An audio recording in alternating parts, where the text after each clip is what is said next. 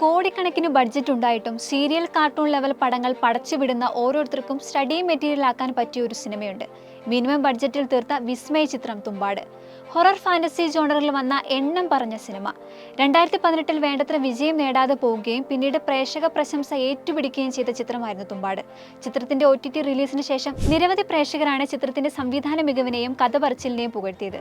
ചിത്രം ഇപ്പോൾ റിലീസ് ചെയ്തിരിക്കുകയാണ്. മികച്ച ആദ്യദിന കളക്ഷനാണ് നേടിയിരിക്കുന്നത്. ചിത്രം ഒരു ഹൊറർ ഫാന്റസി ഗണത്തിലുള്ളതാണ്, പക്ഷെ തികച്ചും റിയലിസ്റ്റിക് രീതിയിലാണ് ഒരുക്കിയിരിക്കുന്നത് എന്നതാണ് ശ്രദ്ധേയം. അതുതന്നെയാണ് തുമ്പാടിന്റെ ആകർഷണവും. മിഴിവേകുന്ന ദൃശ്യങ്ങളും രൂപകൽപ്പനയും കഥാപാത്ര സൃഷ്ടിയുമാണ് തുമ്പാടിന്റെ മേന്മ. ഒരു മുത്തശ്ശി കഥയോ നാടോടി കഥയോ കേൾക്കുന്ന കൗതുകത്തിൽ അല്പസ്വല്പം ഭീതിയിൽ ചിത്രം പ്രേക്ഷകരെ കൊണ്ടുചെന്നെത്തിക്കും. സാങ്കല്പികമാണെങ്കിലും ചിത്രത്തിന്റെ കഥ അതിഗംഭീരമാണ്. എല്ലാവരുടെയും ആവശ്യത്തിനുള്ളത് ഈ ലോകത്തിലുണ്ട്, എന്നാൽ എല്ലാവരുടെയും അത്യാഗ്രഹത്തിന് അത് പ്രാപ്തമല്ല എന്നുള്ള ഗാന്ധിജിയുടെ വാക്കിൽ നിന്നാണ് ചിത്രം ആരംഭിക്കുന്നത്. ഈ ഒരു തത്വം തന്നെയാണ് സിനിമ പറഞ്ഞു വെക്കുന്നത്. മനുഷ്യന്റെ ഏറ്റവും വലിയ അടുപ്പത്തെക്കുറിച്ചും അത്യാഗ്രഹത്തെക്കുറിച്ചും സിനിമയിൽ ഒരുപാട് പറഞ്ഞിട്ടുണ്ട്. മഹാരാഷ്ട്രയിൽ തുമ്പാട് എന്ന ഗ്രാമത്തിലാണ് കഥ നടക്കുന്നത്. സദാസമയവും മഴ പെയ്യുന്ന പ്രദേശം. 1917 കഥയുടെ ആരംഭം. ആ സമയത്തുള്ള ഇന്ത്യയുടെ വ്യവസ്ഥയിൽ തുടങ്ങി സ്വാതന്ത്ര്യം ലഭിക്കുന്നത് വരെയുള്ള കാലഘട്ടത്തിലെ രാഷ്ട്രീയ സാമൂഹിക അവസ്ഥയിലൂടെ ഈ ചിത്രം കടന്നുപോകുന്നുണ്ട്. ചിത്രത്തിന്റെ ലൈറ്റ് സെറ്റപ്പ് പലപ്പോഴും മണ്ണെണ്ണ വിളക്കുകളും റാന്തൽ വിളക്കുകളും ഉപയോഗിച്ചാണ് ചെയ്തിരിക്കുന്നത്. ഭീതിതമായ പല രംഗങ്ങളും ഈ സജ്ജീകരണം ഏറെ ആകർഷകമാക്കി. അതോടൊപ്പം ഗ്രാഫിക്സ് ആണെന്ന് തോന്നാത്ത വിധം വിളക്കി ചേർത്തിരിക്കുന്ന VFX രംഗങ്ങളും പ്രത്യേകതയാണ്. ശ്രീപത് നാരായണൻ ഒരുക്കിയ മറാഠി നോവൽ തുംബാഖ ഘോട്ടിന്റെ ചുവട് പിടിച്ചാണ് ചിത്രം രാഹി അനിൽഗർ, അദേവ് പ്രസാദ്, അമിത് ഷാ, ആനന്ദ് ഗാന്ധി എന്നിവർ ചേർന്ന് തിരക്കഥ എഴുതി രാഹി അനിൽഗർ സംവിധാനം ചെയ്തിരിക്കുന്നത്. ജസ്വർ കൈദിന്റെ പശ്ചാത്തല സംഗീതവും അതിമനോഹരം എന്നേ വിശേഷിപ്പിക്കാനാവൂ.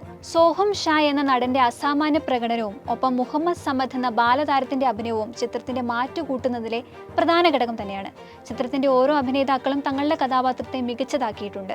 സോഹം ഷാ, മുകേഷ് ഷാ, അമിത് ഷാ, ആനന്ദ് എൽ റോയ് എന്നിവരാണ് ചിത്രത്തിന്റെ നിർമ്മാണം. 2018 പുറത്തിറങ്ങിയ ചിത്രം Venice film festival, scream fest, horror film festival, IFFK, Brooklyn horror film festival തുടങ്ങി നിരവധി ഫിലിം ഫെസ്റ്റിവലുകളിൽ പ്രദർശിപ്പിച്ചിട്ടുമുണ്ട്. മികച്ച ഛായാഗ്രഹണം, മികച്ച ശബ്ദലേഖനം, മികച്ച കലാ സംവിധാനം എന്നിവയ്ക്ക് ഫിലിം ഫെയർ പുരസ്കാരവും ലഭിച്ചിട്ടുണ്ട്. ഇന്റർനാഷണൽ അപ്പീൽ ഉണ്ടായിട്ടും ഈ സിനിമ എന്തുകൊണ്ടാണ് ഇന്ത്യയുടെ ഓസ്കാർ എൻട്രി പോലും ആയില്ല എന്നത് അതിശയിപ്പിക്കുന്ന കാര്യമാണ്.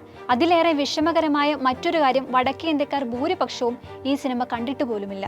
ഈ സിനിമ 3 അധ്യായങ്ങളായി തിരിച്ചിരിക്കുന്നു. 1917 വിനായക് റാവു തന്റെ അമ്മയ്ക്കും സഹോദരനോടുമൊപ്പം മഹാരാഷ്ട്രയിലെ തുമ്പാട് ഗ്രാമത്തിൽ താമസിക്കുന്നിടത്താണ് കഥ ആരംഭിക്കുന്നത്. എന്നാൽ അവിടെയുള്ള ചുറ്റുമതിലിൽ ഒരു നിധി ഒളിപ്പിച്ചിട്ടുണ്ടെന്ന് പറയപ്പെടുന്നു.